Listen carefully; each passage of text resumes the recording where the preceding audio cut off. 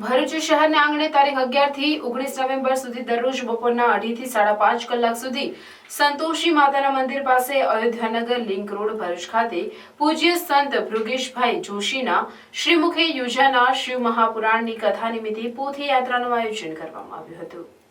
ભરૂચના અયોધ્યાનગર ખાતે રહેતા ભાવનાબેન પટેલના ઘરેથી કથા સ્થળ સુધી પોથી યાત્રા કાઢવામાં આવી, જેમાં ઢોલ નગારા અને કરતાલ સાથે શિવજીનું ભજન કીર્તન કરતા મોટી સંખ્યામાં શિવ ભક્તો ઉત્સાહથી પોથી યાત્રામાં જોડાયા હતા। પ્રથમ દિવસની કથાની શરૂઆત સત્યમ શિવમ અને સુંદરમના 3 શબ્દોથી કરી અને આ 3 શબ્દોનું મહત્વ સમજાવતા કથાકાર